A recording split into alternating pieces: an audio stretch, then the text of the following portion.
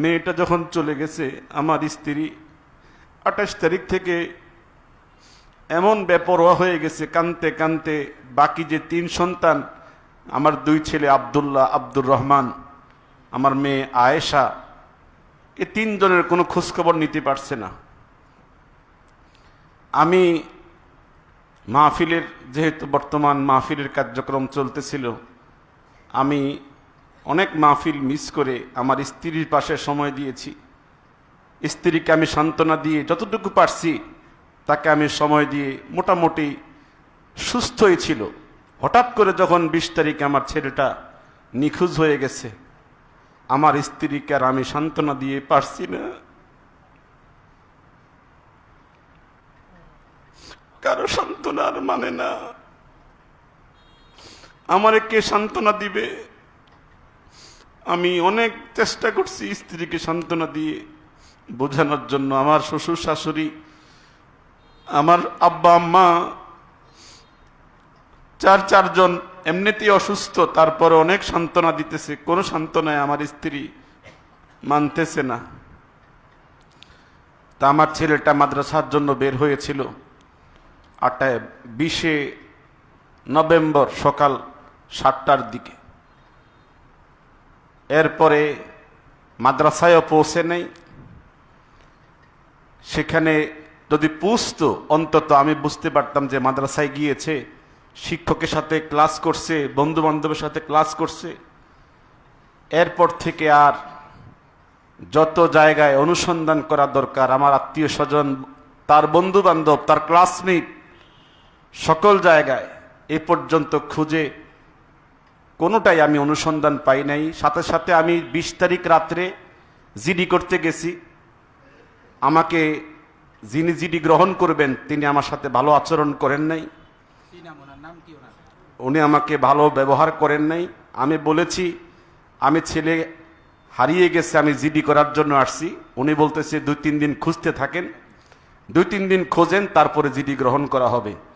আমি বলেছি না, আমার আজকেই আমি জিডি করতে হবে। আপনি জিডি গ্রহণ করলে অসুবিধা কি?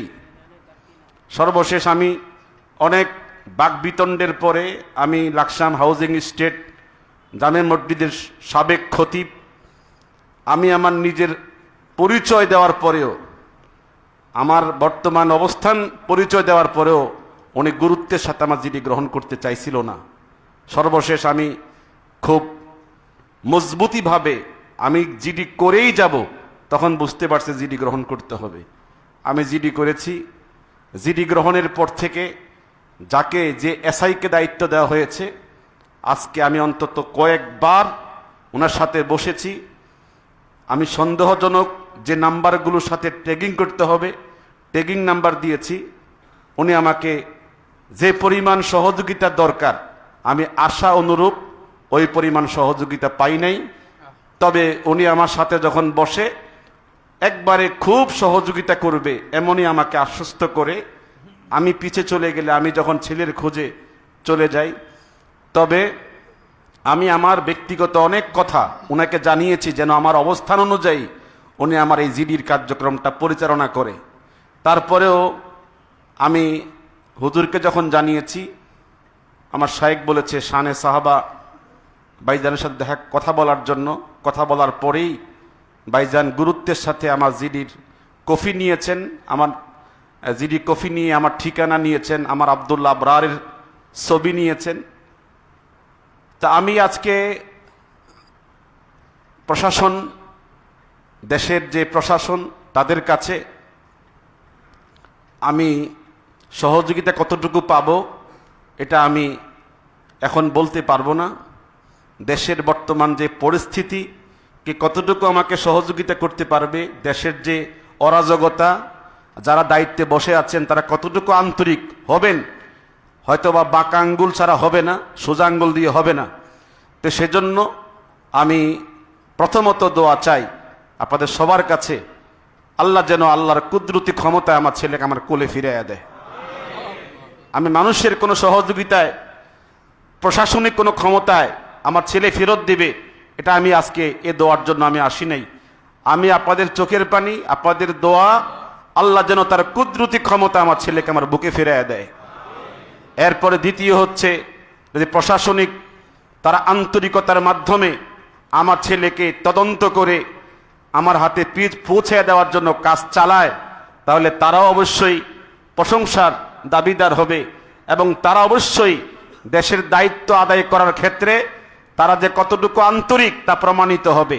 যদি না করে, আপনারা যারা আজকে এখানে আছেন, যে যেভাবে পারেন প্রশাসনকে চাপের মধ্যে হলেও যেন অন্তত আমার এই ছেলে হারানোর বিষয়কে একটা জাতীয় ইস্যু মনে করে কাজটাকে গুরুত্বের সাথে দেখেন।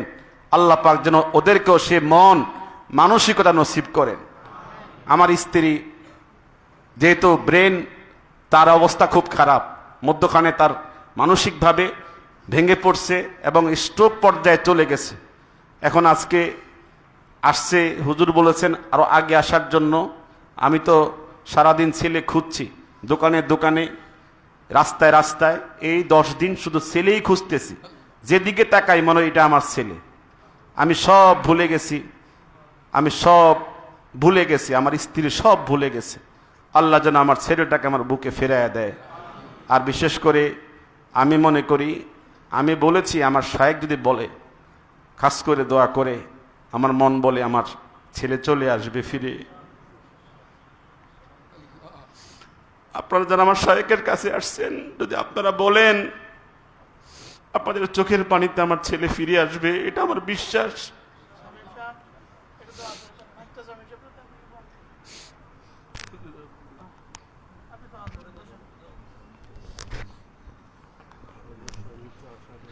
আগামীকাল সকাল 10টায় আমরা প্রত্যেকেই পুলিশ সুপারের কার্যালয়ে থাকবো, যারা যারা পারি ইনশাআল্লাহ, যারা স্থানীয়, ইনশাআল্লাহ বলি, যারা যারা আমরা কুমিল্লার আছি, স্থানীয় যারা আছি, আমি আসব, আমার মহাসচিব মহোদয় আছেন, কুমিল্লা মহানগর সভাপতি মহোদয় আছেন। আমরা এখন থেকে আমাদের শাহ সাহাবার সার্বিক কার্যক্রমে আমাদের হজরতের কাছে আমরা প্রস্তাব রাখতেছি। হুজুর আমাদের এখন থেকে মুরব্বী, ইনশাআল্লাহ আমাদের মুরব্বী হুজুর আমাদেরকে প্রত্যেকটি বিষয়ে যাবতীয় দিক নির্দেশনা দিবেন। আর আগামীকাল আমরা পুলিশ সুপার এবং ডিসি দুজনের সাথেই আমরা দেখা করব, লিখিতভাবে আলটিমেটাম দিব। ওনারা কি বলে আমরা দেখব।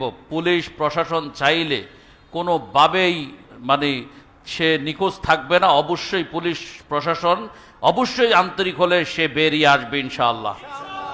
এটা পুলিশকে আশ্বাস দিতে হবে। আর কোন দারোগা তিনি সেই জিডি করতে তিনি অনাগ্রহ দেখিয়েছেন, এটাও আমরা খুঁজে বের করবো ইনশাআল্লাহ। আমাদের সংগঠনকে আলহামদুলিল্লাহ বাংলাদেশে প্রথম কোনো সংস্থা, একমাত্র সংস্থা যেটা সরকার আইনি সেবা দেওয়ার জন্য আলেমদেরকে অনুমোদন দিয়েছে আলহামদুলিল্লাহ। আমাদের লাইসেন্স নাম্বার S14279, এই লাইসেন্স একমাত্র লাইসেন্স বাংলাদেশে যে আইনি সহায়তা আলেমদেরকে দেওয়ার জন্য আমরা পেয়েছি, অনেক কষ্ট করেছি আলহামদুলিল্লাহ। তো এখন হচ্ছে আগামীকাল সকাল 10টায় আমি সবাইকে দাওয়াত দিচ্ছি, আমিও থাকবো, আমরা ইনশাল্লাহ, আপনি থাকবেন ইনশাল্লাহ। আপনাকে নিয়ে আমরা পুলিশ সুপার এবং ডিসি জেলা প্রশাসক দুজনের সাথে আমরা সাক্ষাৎ করব। আশা করা যায় ইনশাআল্লাহ প্রশাসন যদি আন্তরিক হয় আমরা খুঁজে পাবো ইনশাআল্লাহ।